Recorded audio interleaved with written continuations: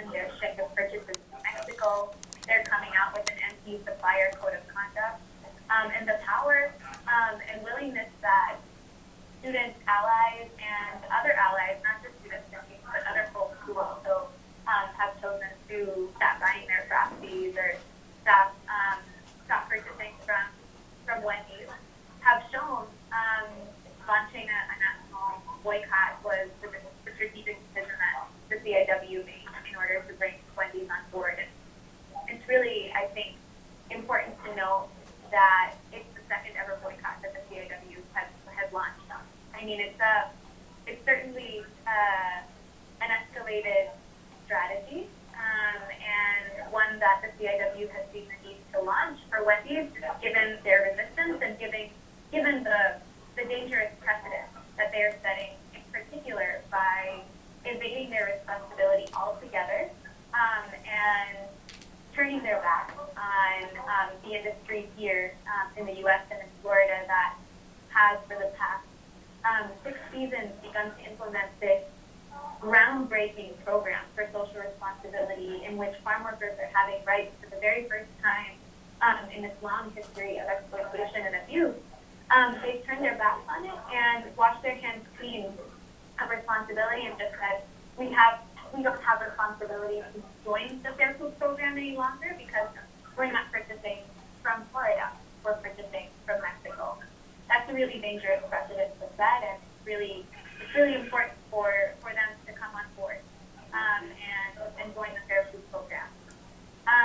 With Publix, it's challenging here because oftentimes people don't have a choice given Publix's dominance of the market. In Food Chains, which is the documentary film about the coalition of Immokalee workers and the agricultural industry, farm work in particular, it's a film that's on Netflix, and folks should check out if they haven't already. In that film, there's a statistic that 3 out of 4 Floridians live within 2 miles of a Publix. That's an incredible statistic. 3 out of 4 Floridians live within 2 miles of a Publix. And that just goes to show the density and the market dominance that the supermarket has. So, I don't know if the campaign develops as it does, and who knows if that'll be a strategy that the CIW chooses to pursue in the future. But for now, the focus is on the boycott of Wendy's and the continued campaign to pressure public to come to the table. That's Patricia Cipollitti. She works with the Alliance for Fair Food in Immokalee, Florida. And I also have my guest, Roger Butterfield, in the studio. He's with the Student Farm Worker Alliance. He's on the steering committee. My name is Seán Kinane. I'm the host of MidPoint Monday. Here's the number to call, 813-239-9663. We'll go to the phones in just a second. You can also email your question or comment to dj@wmnf.org. You can text us at 813-433-0885. Roger, I'm going to read one of these texts. It says, "Keep up your good work. However, you almost sounded tired of winning." So I don't know. This is from 813 area code. I guess you were listing off all the victories that your group has had, which 14 victories in a decade and a half is a pretty that's a lot of victories against these big companies, or I guess you would call it with, because they feel that they've won as well. I would assume if they sign this. I don't know. Any response to his point or her point about being tired of winning? If I seem tired of winning, I might just be tired. Oh. But I think that we are definitely not tired of winning. There's so much more to do. There's so much more that this industry as a whole needs. When the CIW started their campaign, or really when they started organizing, it was to respond to their experiences as farm workers. It was to respond to these, a CIW member once wrote something that, riffing off of a Malcolm X quote, that, we didn't land on Plymouth Rock landed on us. He said that a human rights framework, we didn't, land on that. The human rights framework landed on us. There was a desperate need for change. There's a desperate need to stop, what was happening. And there are many Immokalees. Immokalee is a story of people fighting back and collectively organizing. But there are so many, farm workers in this country who are without protections. When we get companies like Publix and Wendy's on board, not only are we solidifying the gains that we have already made, but we are expanding on a foundation. The Fair Food Program is something that, to me, should be everywhere. As Patricia mentioned earlier, this country, has a long history of labor abuse in the fields. From chattel slavery to, the removal of indigenous people, the exploitation of women, and the continued exploitation of African Americans, Latinos, and immigrants all over. There is a desperate need for change all over the industry, and not just here in the U.S., but worldwide. And that's, part of why I think that this, to me, why CIW's boycott of Wendy's so resonates with me, because they're not looking only within the confines of the U.S. border. When they say golpear a uno es golpear a todos, to beat one of us is to beat all of us, they mean it. They mean that if somebody beats a worker in Mexico, that affects them too. That affects their strategy and how they're going to respond to it. So I don't think we're tired of winning. There's a lot more to win. One of the, somebody emails in, Jeff emails in about that, what you said about the Mexican farmers. I don't think it's right for your guests to discriminate against all Mexican farmers based on the actions of the few that run slave farms. Sounds kind of like the way President Trump treats the immigrants. So how would you respond to that? You were talking about it in context of Wendy's moving its production to Mexico, and that you, in your opinion, that's bad because of these examples of these slave farms. Well, yeah, let me be clear. When I'm talking about a Mexican farmer, I'm talking about a Mexican grower, Bioparques de Occidentes. I'm not talking about workers. I'm not talking about the people who are dispossessed and who are actually working in these fields. And I'm not saying that moving the tomato purchases to Mexico is the problem. The problem is not that it is moving across a national border. The problem is that it is moving across a border of a different world. The Fair Food Program has created a world of work that is, at the very least, accountable, transparent. There is guarantees of a higher wage, of freedom from retaliation for reporting human rights abuses. The Mexican tomato industry does not have that. If we are to, again, secure a victory for all workers so that all farm workers are free from want, we can't have, as Patricia said, Wendy's setting a dangerous precedent by moving their tomatoes purchases away from Fair Food Program farms to non-Fair Food Program farms. And this is exactly what Publix does as well. They buy from, they were caught purchasing from a group called Red Diamond or Tomato Time, which was fined last year for $1.4 million, including $150,000 in back wages for systematic wage theft. And when they are purchasing from companies here in Florida that are not participating in the Fair Food Program, they're allowing the second world to exist. So the issue is not national borders. The issue is a world of exploitation and abuse that is allowed to continue across national lines. Our guest is Roger Butterfield with the Student Farm Worker Alliance. We also have Patricia Cipollitti on the phone from the Alliance for Fair Food in Immokalee. And the number to call in, we'll get to Candace on the phone in just a few minutes, but I want to also give out the number in case other people want to call in, 813-239-9663. And I want to ask you before I let you go, Patricia, about, we talked about the Trump administration came up just a moment ago, and you're probably, you see people in the fields and how people are treated in the fields. What can you tell us about what it's like for migrant farm workers since the election of Donald Trump? We're a little off topic from the Fair Food campaign, but since you're out there, why don't you let me ask that? How are people being treated these days? The way that CIW sees the industry and the challenges posed by farm worker poverty and exploitation is one that kind of transcends politics in a way. And what I mean by that is that wages were stagnant for years. This poverty and exploitation continued for years. Farm workers were one of the two groups of workers who were excluded from the Fair Labor Standards Act and other New Deal labor legislation because it was a primarily black workforce, and in order to pass that legislation, both farm workers and domestic workers were excluded from that. And that's exploitation that continues to this day. And CIW's work since its beginning has been focused on looking at the industry players and calling on them to make changes, and doing this continuous with whatever administration is in Tallahassee, whatever administration is in the White House, and has been able to achieve changes and achieve victories no matter who's been in there. Of course, the legislative framework affects the lives of farm workers and the lives of migrant workers, and the current situation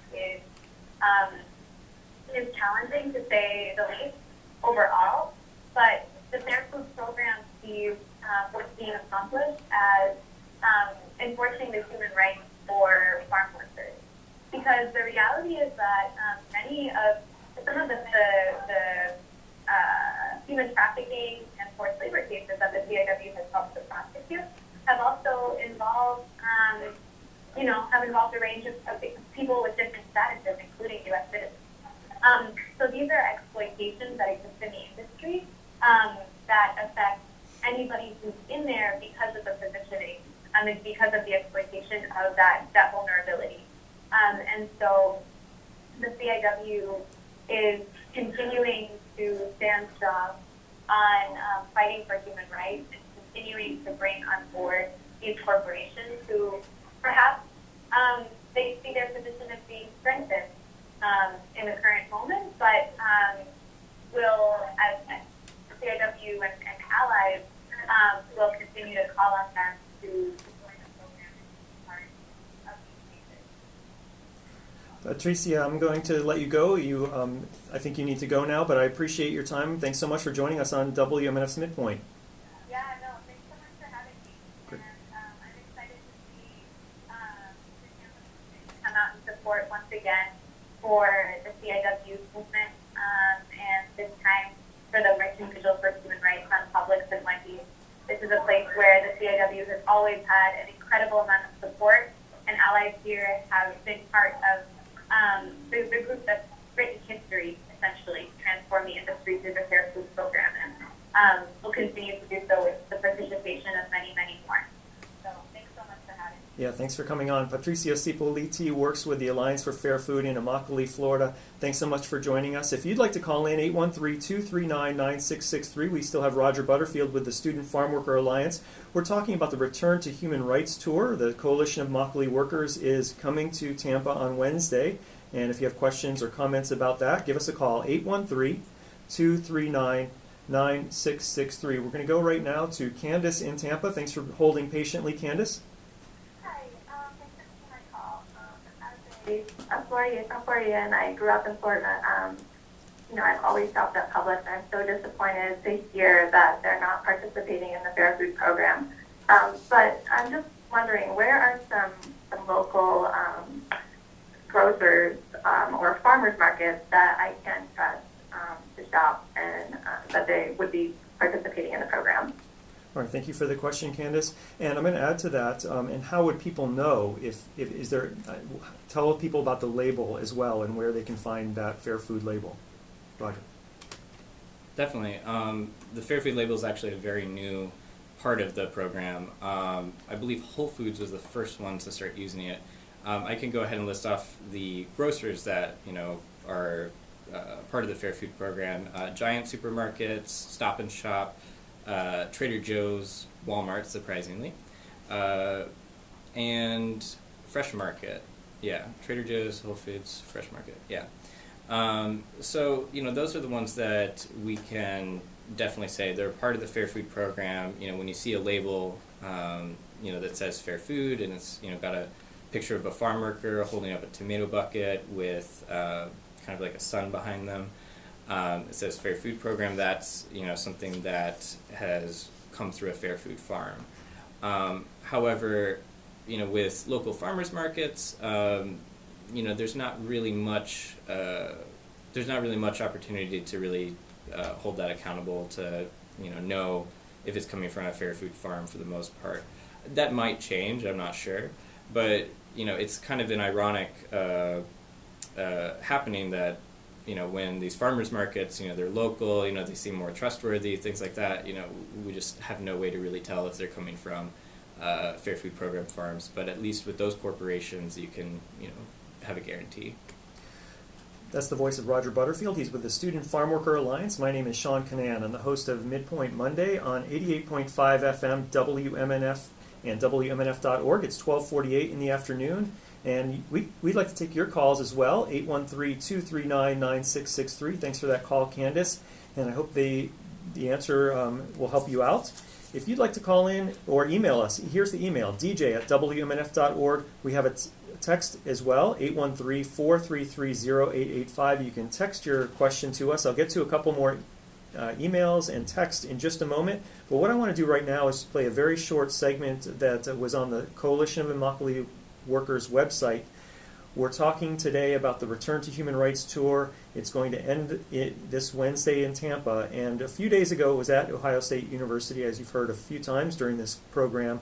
Ohio State University has been involved in the program, and so here's a little bit of sound of what they were chanting about Wendy's at the Ohio State University. This is from the Coalition of Immokalee Workers website, ciw-online.org, I believe.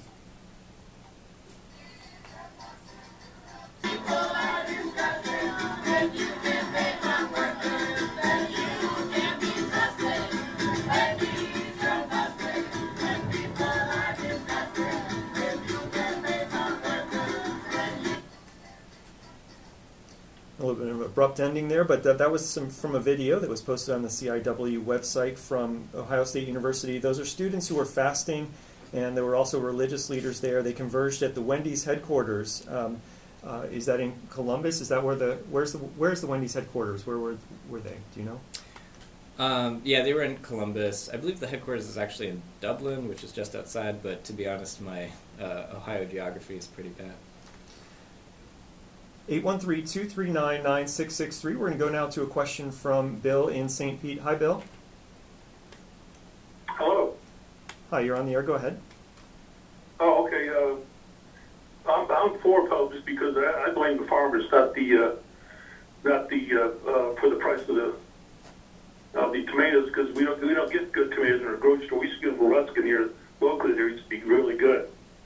And they had a story in the St. Pete Times years back about how they were picked green. The guy was following their truck and they fell off the back, and he thought they were green apples. And there was a company called Tasty Elite that came out that was trying to make a better tomato, and the skin was too tough on it. But I don't blame Publix for. I'm on their side because all we buy is canned Perry tomatoes all the time.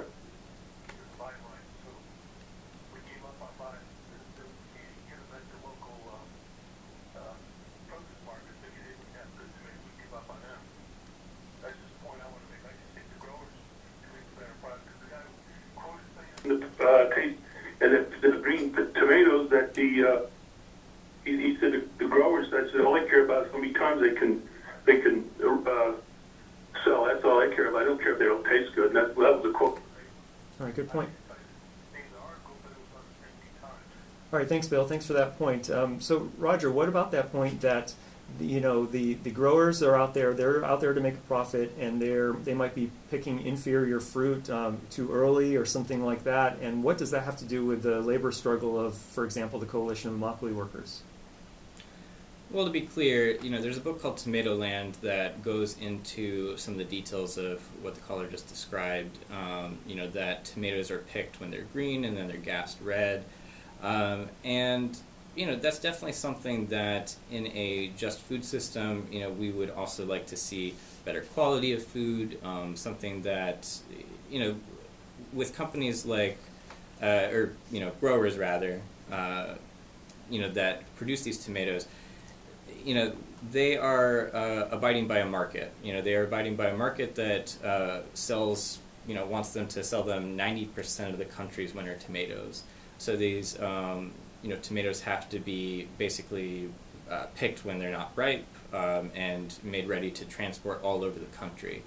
Perhaps in a differently, planned out food system, we would have something different. But right now, we're focused on the conditions of the people who are actually picking these tomatoes. Right now, Publix is on the very wrong side of history. It is not agreeing to even sit down with farm workers. Last year we did an action, really a small vigil outside of their store. Very respectful. We had religious leaders there. There was, songs. We had, candles, and we were just civilly asking for a dialogue with Publix, the same thing that we had done for 6 years. And the Publix manager wouldn't let us into the store. Instead, had us meet him at the dumpster behind the Publix. They made a farm worker, someone who does all the work that produces the profits that Publix creates. They are the ones that really create the wealth that Publix has. And they won't even meet them in the store. They have to meet them, out where the trash is. And that's how Publix sees farm workers. That's the company that we're dealing with, and that's a company that, I can't abide being on the side of. All right, thank you for that call, Bill. Appreciate that. 813-239-9663 if you'd like to join the conversation. We have an email question for Roger here. It's from Anonymous. And this person points out that there's a fantastic article online at Creative Loafing covering the CIW, the Coalition of Immokalee Workers, and the Fair Food Alliance. And this anonymous person asks, how can Tampa and other Florida residents aid in the cause? And he or she goes on to say, thank you for supporting the Florida community and autonomous social movements. Definitely. I mean, the best way to get involved is to come out to an action, I think. On Wednesday we're going to be having this major finale to a national tour. And it's going to be really lively. You heard some, music and chanting earlier in this program, and that's what every CIW action has been like. It's not simply a protest, it's also a celebration. It's a celebration of dignity, of human rights. When I came out to my first CIW march, it was actually at the very end of a tour in 2011 here in Tampa, and, we had people singing Son Jarocho, a music from, Veracruz in Mexico. We had people, just dancing in the streets. Like, it was incredible, and it's something that stayed with me. So I would say the best way to get involved is to come out to this action, come out to future actions and events that we're having, because the CIW is a long-term movement. It's here to stay, and it's here to continue to grow, and it needs people here in the Tampa community to help, nourish that fertile ground for resistance and change. Our guest is Roger Butterfield with the Student Farm Worker Alliance, and I just lost Michelle. Michelle, call back if you'd like. I was about to put you on the air, but we'll go to Dan in Tampa. Hi, Dan. Thanks for calling. We're doing great. I just want to offer up a little counter here. I was a Publix veteran. I worked in store for 7 years. Worked very hard there alongside a lot of regular people just like you and I who put in a lot of hours in store there.